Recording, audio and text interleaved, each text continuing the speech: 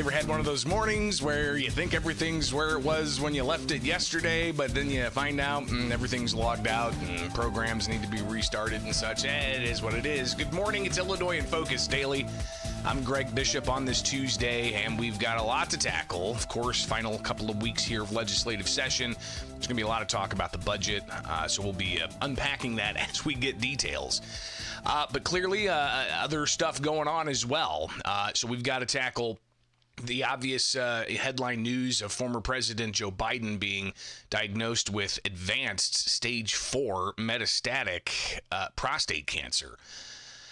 And some people raising question about when this was known, if it was known before the former president made the decision to run again and then subsequently say, no, he's not. Of course, there's a lot of questions about transparency around that issue. So Governor J.B. Pritzker posting on X about that. But before the news of the prostate cancer diagnosis, the governor made statements about the questions of Biden's cognitive abilities and deteriorating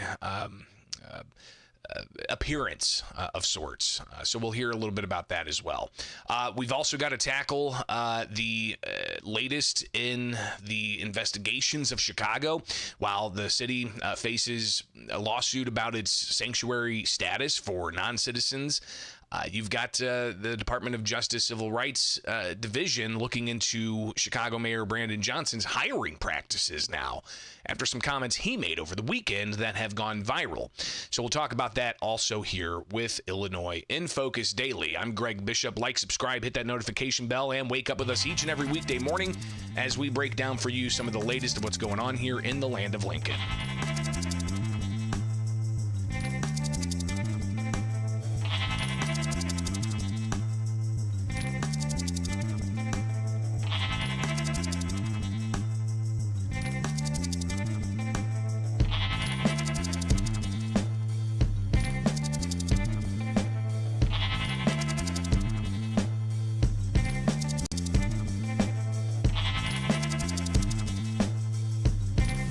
Department of Planning and Development, black woman. Infrastructure Deputy Mayor is a black woman. Chief Operations Officer is a black man. Budget Director is a black woman. Senior Advisor is a black man. Chicago Mayor Brandon Johnson over the weekend talking about the makeup of his city departments, and those comments spurring on an investigation from the U.S. Department of Civil Rights Division of the Department of Justice. It is Illinois in Focus Daily. I'm Greg Bishop. Like, subscribe, hit that notification bell. Wake up with us each and every weekday morning as we break down things for you to know. It's right here on YouTube, so follow the Center Square. But also get the newsletter in your inbox each and every weekday morning. Go to thecentersquare.com. Sign up for that. It's free, or a free newswire service where you can get the latest headlines, not just out of Illinois, but across the country and in Washington, D.C.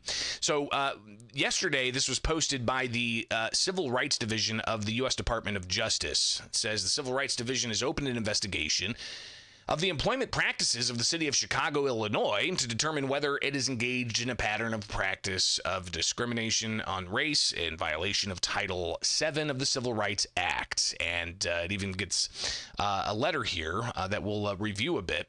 But let's go ahead and hear some of the comments that Chicago Mayor Brandon Johnson made over the weekend when he was sitting down at a lakeside chat with Bishop Brazier. Here's the mayor's comments, and well, you can hear how some may see this is controversial. So when we say our people hire our people, I just want to name this.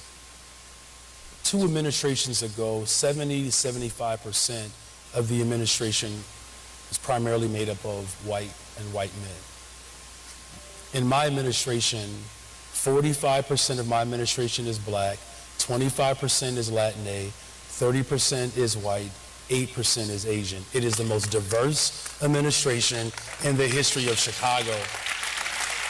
And here's why I'm naming this, is because there are some detractors that will push back on me and say, you know, the only thing that the mayor talks about is the hiring of black people. No, what I'm saying is when you hire our people, we always look out for everybody else. We are the most generous people on the planet.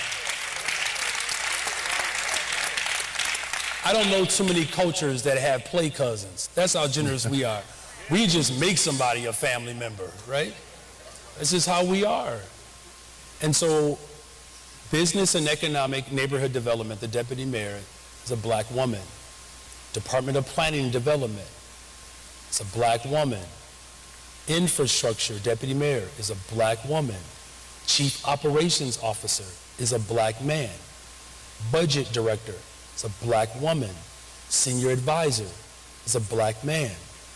And I'm laying that out because when you ask how do we ensure that our people get a chance to grow their business, having people in my administration that will look out for the interest of everyone, and everyone means you have to look out for the interests of black folks because that hasn't happened.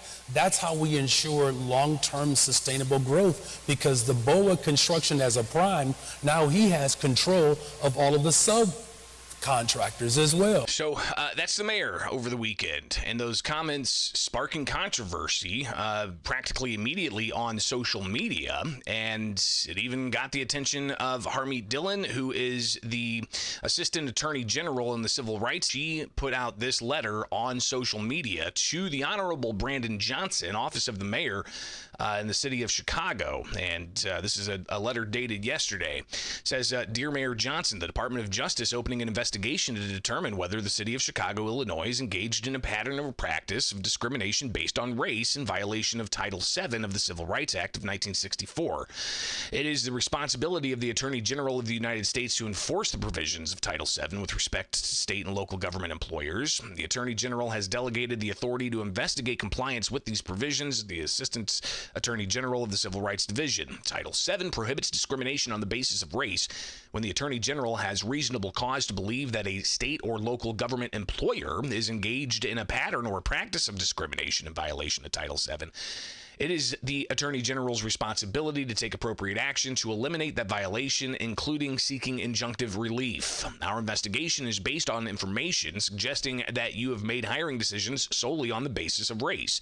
In your remarks made at the Church of God in Woodlawn, the Apostolic, forgive me, Father, please forgive me. You highlighted the number of black officials in your administration. Why can't I say that word? You then went to list each one of those individuals, and we heard it when we just aired that audio for you. I talked about Business and Economic Neighborhood Development. The deputy mayor is a black woman. Department of Planning and Development is a black woman. Infrastructure deputy mayor is a black woman. Chief Operations Officer is a black man. Budget Director is a black woman. Senior Advisor is a black man. We heard that come from the mayor's mouth there. You then said that you were laying these positions out to ensure that our people get a chance to grow their business. Considering these remarks, I have authorized an investigation to determine whether the city of Chicago is engaged in a pattern or practice of discrimination as set forth above. If these kind of hiring decisions are being made for top-level positions in your administration, then it begs the question whether such decisions are also being made for lower-level positions. And that's, an interesting question that is going to be raised here, and it's being investigated. It's important to note, the letter from the DOJ Civil Rights Division says, that we have not reached any conclusions about the subject matter of the investigation. We intend to consider all relevant information, and we welcome your assistance in helping to identify what that might be. We would appreciate your cooperation in this investigation. Upon receipt of this correspondence, please call, and so on. Thanks for your cooperation. Harmeet Dillon, Assistant Attorney General of Civil Rights Division. So there you go. That's the letter announcing that there's an investigation and asking for the city to cooperate and to find out whether or not they are actually conducting hiring practices in line with law that complies with the Civil Rights Division, or if they're highlighting and elevating certain individuals solely based on race. And you got to think, a lot of times when you're thinking about these things, what would it be on the other shoe? Put the shoe on the other foot type of thing. Look across and see how this would be perceived if it was done on the other side. So interesting to see that. But here is the mayor during that same presentation, during that same appearance, talking about how there's a lot of people, he says, are putting political dollars behind trying to stop Brandon Johnson from doing what he's doing. If everybody in this city was praising me, I would see myself as not as effective. The fact that there is clear opposition against what we're building, it is proof positive, Dr. Brazier, that we're heading the right direction. There is a $10 million PAC right now that is being formed by millionaires and billionaires to stop me from hiring black children, building more affordable homes, making sure there's economic development. If there's something in this city that I have caused to get worse, name it, because I can't think of anything. If there's something in this city that I inherited that we're making better, I can name those things. One thing that has increased, at least in the crime rate, is vehicular carjackings, essentially. And that is, if you look at the numbers from Chicago Police Department, that's on the increase. We'll see what happens here. I mean, Chicago obviously seems to be a focal point for the Trump administration, not just for the non-citizen issue, but also for what now looks to be issues concerning civil rights violation allegations. Pretty fascinating times, no question about it. It is Illinois in Focus. I'm Greg Bishop, and shout out to Evan. He gave me the pronunciation apostolic. Is that how it's done? Apostolic Church. Again, sometimes religious terms, Latin, sometimes sports figures' names. I had a career in radio, and I still struggled with pronunciations. So this is what it is. All right, appreciate you guys. It is Illinois in Focus Daily. Join us each and every weekday morning here. Get the podcast where you get podcasts, and get the newsletter at thecentersquare.com.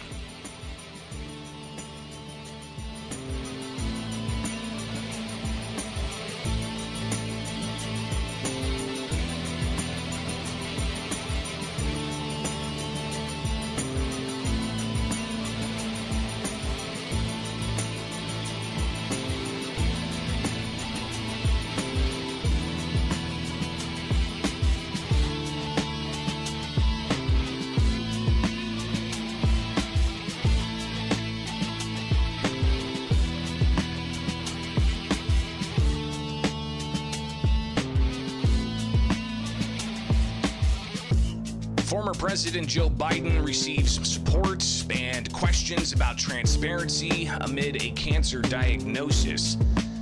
It is Illinois in Focus. I'm Greg Bishop, live with you each and every weekday morning here on YouTube with The Center Square. Go to thecentersquare.com, get the newsletter, get the podcast, and all of the headlines.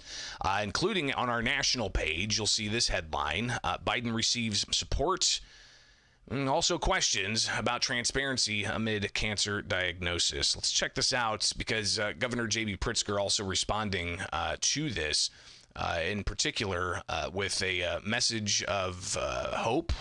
So we'll pull this up here. And you can see my notes as I get ready to launch and have different links. Governor Pritzker says President Biden knows that when you get knocked down, you get back up and fight. I join the nation in sending strength to President Biden and his family and hope for a full recovery. We're with you in this fight, Joe. So back to the story here from Casey Harper yesterday. All right, so leaders in both political parties showing support for former President Joe Biden after Biden announced that he's dealing with an aggressive form of prostate cancer. Biden's personal office released a statement Sunday saying that he had prostate cancer characterized by a Gleason score of 9. With metastases in the bone. Cancer touches us all, the former president wrote. Like so many of you, Jill and I have learned that we are strongest in the broken places. Thank you for lifting us up with love and support. The former presidents received outpouring support, even former President Barack Obama to President Donald Trump. But you've got questions being raised here. Trump wrote on his son, Trump Jr. wrote on X, I want to know did Dr. Jill Biden miss stage 5 metastatic cancer, or is this just another cover-up? So people are already raising those questions. J.D. Vance, the vice president, told reporters that the American people should have a little bit more transparency on this about the president's health last year. He said, in some ways, I blame him less than I blame the people around him. You can separate the desire for him to have the right health outcome with the recognition that whether it was doctors or whether there were staffers around the former president, I don't think he was able to do a good job for the American people. And that's not politics. And that's not because I disagree with him on policy. That's because I don't think that he was in good health, Vance said. So the messages of support continue to pour out. Again, President Trump saying that he and Melania, the First Lady, are saddened to hear about Biden's recent medical diagnosis. We extend our warmest and deepest wishes to Jill and the family, and we wish Joe a fast and successful recovery. And the timing of all of this, too, is interesting because there have been books coming out about people are saying was the cover-up of Biden's health.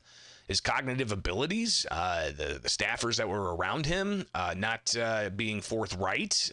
Now there's questions about whether the White House doctor was doing an appropriate job or if the doctor was covering things up. Because you look at the timeline of, in 2020, Biden announced he's going to run. He said that he's going to be a transitional president. And then at the end of his term, after he won, decided he was going to run again, and that kind of threw people for a loop. And then a few months later, he decides, no, he's going to not run again, and that was after the primary season.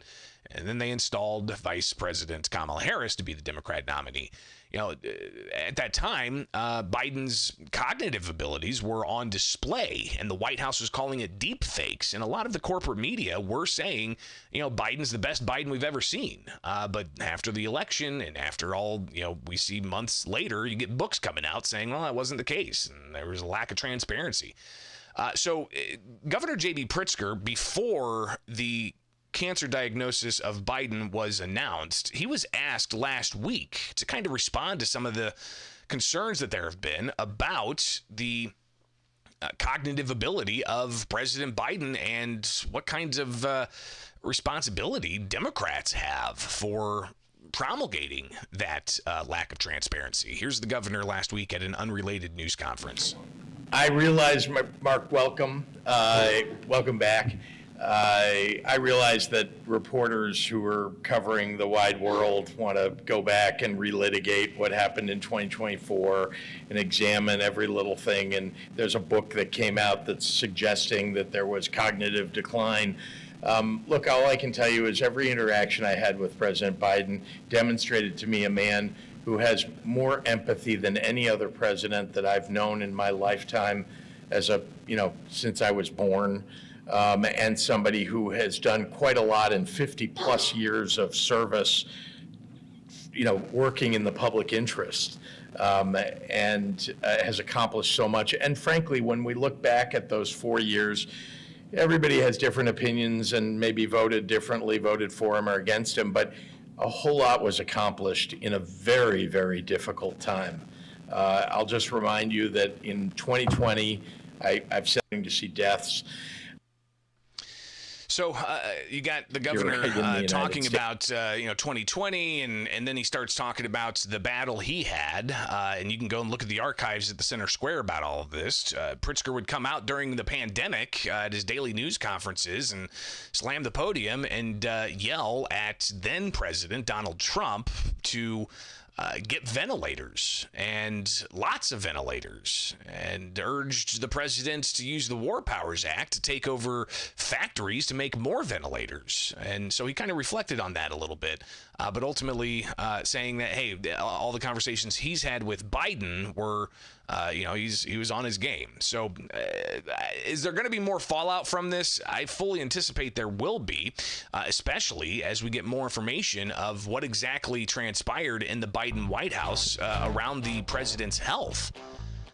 So the issue could come up for the next election. Of course, we got primaries in 2026. And then the election in 2026 for the midterms. Then after that, it's going to be a mad sprint to 2028. And Democrats might have to talk about how they can avoid similar problems of a lack of trust and transparency when it comes to the issues of President Biden and what we've seen over the past 3-4 years. All right, it's Illinois in Focus Daily. I'm Greg Bishop. Like, subscribe, hit that notification bell. Wake up with us each and every weekday morning to get the latest on what's going on in the land of Lincoln.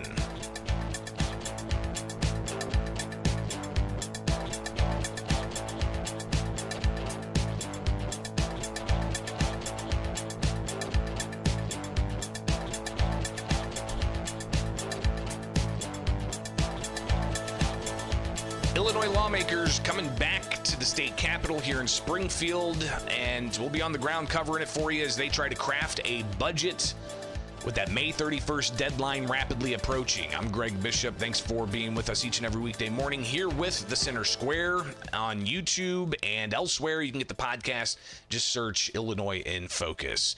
Join the live chat as well. It's pretty lively in there each and every weekday morning as we go live around 8 o'clock. But let's talk now about what's going on here in Springfield.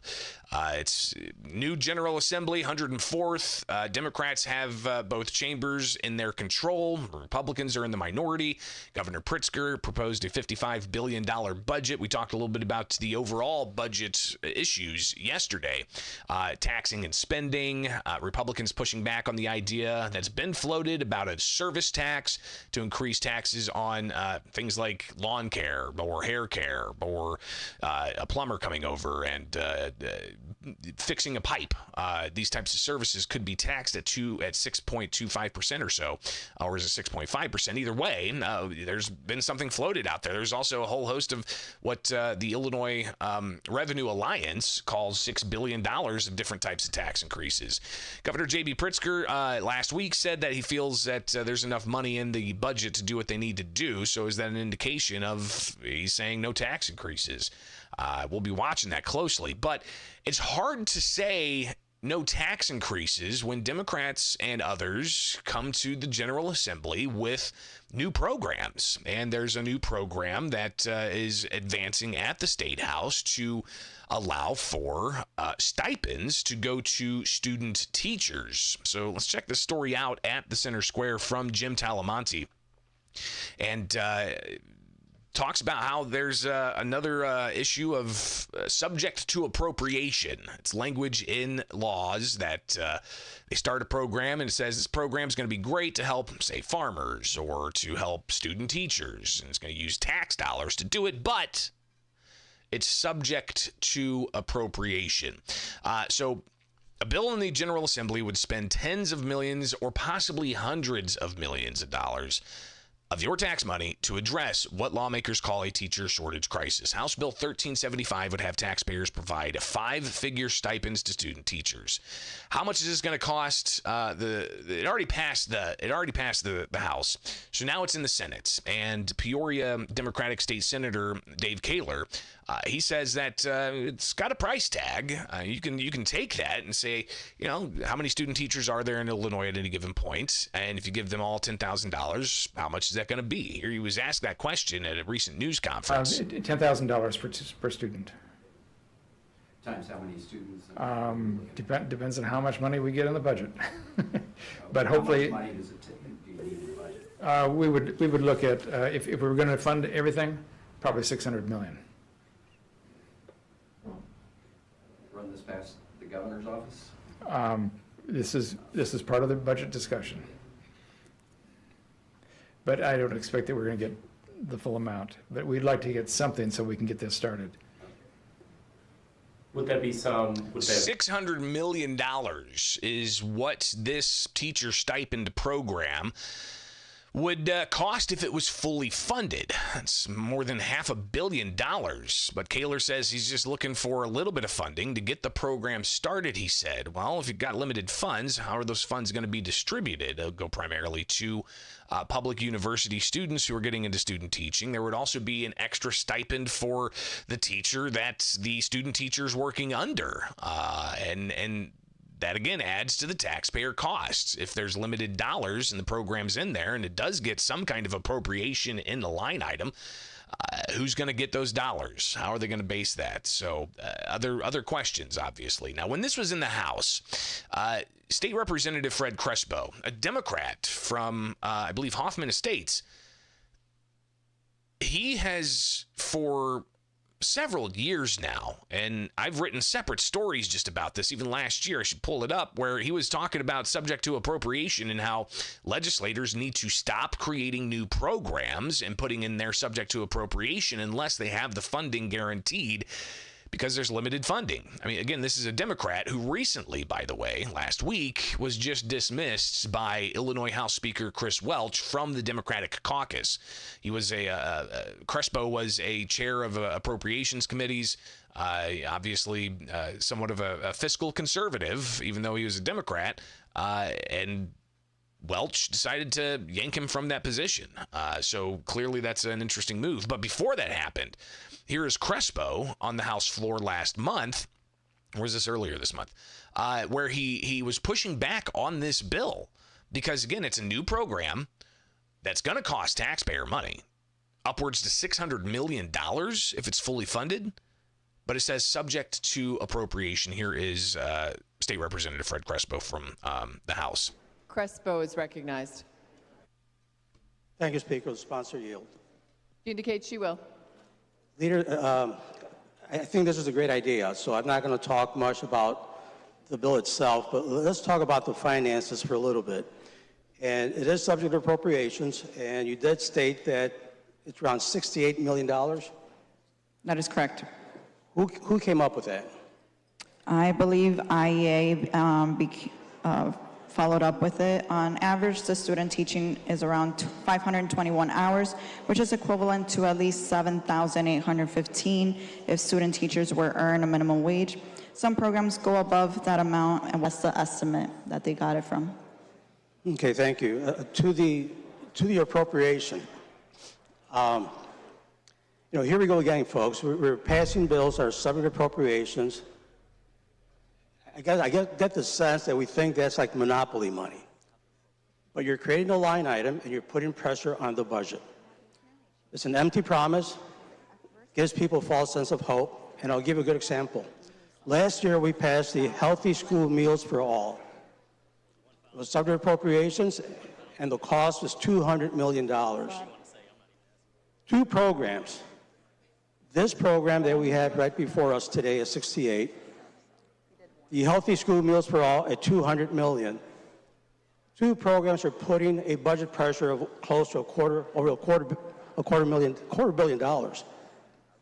All I can say is you can't have it all. You can ask, but taxpayers can't afford it.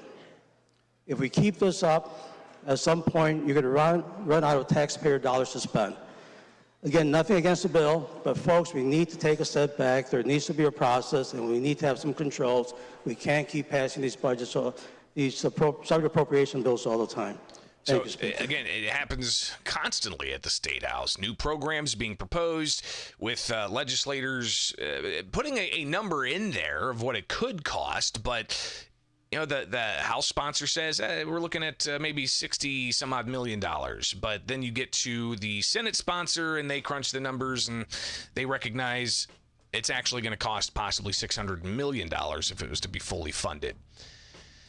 That's going to possibly be part of some $55 billion budget. Not sure. We haven't seen all the details, and we'll likely see those in the final days of session. Will that be later this week, or are we going to come back after Memorial Day for the last week of May and go all the way to May 31st? You're going to want to like, subscribe, and hit that notification bell with us here with the Center Square on YouTube, so you can wake up with us each and every morning and get a rundown of what happened the day before and what to expect in the day ahead. I'm Greg Bishop. Like, subscribe, hit that notification bell, get the newsletter at thecentersquare.com and the podcast where you get podcasts. Just go to any podcast server and search Illinois in Focus.